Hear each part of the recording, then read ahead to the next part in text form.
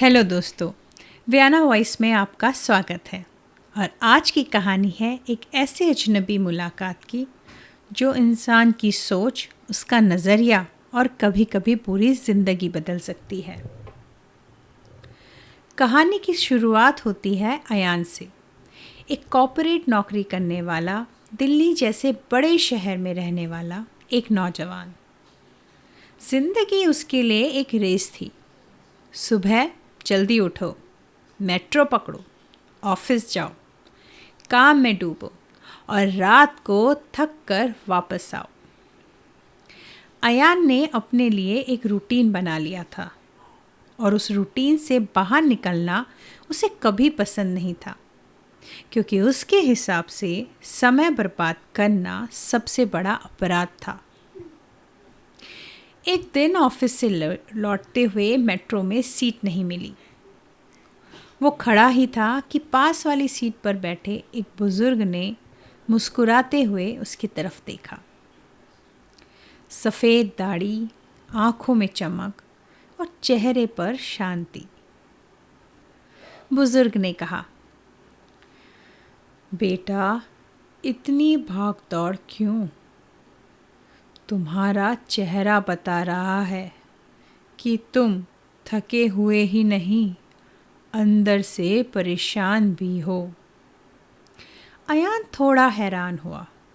ये अजनबी मुझे क्यों टोक रहा है? पर बुजुर्ग की आवाज़ में इतना अपनापन था कि उसने सुनना जारी रखा। बुजुर्ग ने कहा, मैंने अपनी ज़िंदगी का आधा हिस्सा पैसों के पीछे भागते हुए गुजारा और बाकी आधा हिस्सा ये सोचते हुए कि काश थोड़ा वक्त अपनों के साथ बिताया होता।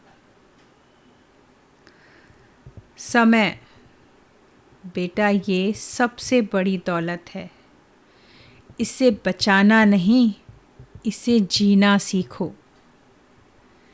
अयान के दिल पर ये शब्द ऐसे लगे जैसे किसी ने उसकी आंखें खोल दी हों। उस रात अयान घर आया और पहली बार लंबे समय बाद अपनी माँ के साथ बैठकर बातें की। पहली बार अपने छोटे भाई से हंसी मजाक किया और पहली बार अपने कमरे की खिड़की से बाहर आसमान देखा और महसूस किया कि ज़िंदगी सिर्फ ऑफिस के ईमेल्स नहीं है। उस अजनबी ने उसे सिखाया था कि कभी कभी एक मुस्कान, एक बातचीत और कुछ मिनट की मुलाकात पूरी सोच बदल देती है। हम अक्सर अजनबियों से बचकर रहते हैं, पर सच ये है कि हर इंसान के पास एक कहानी है।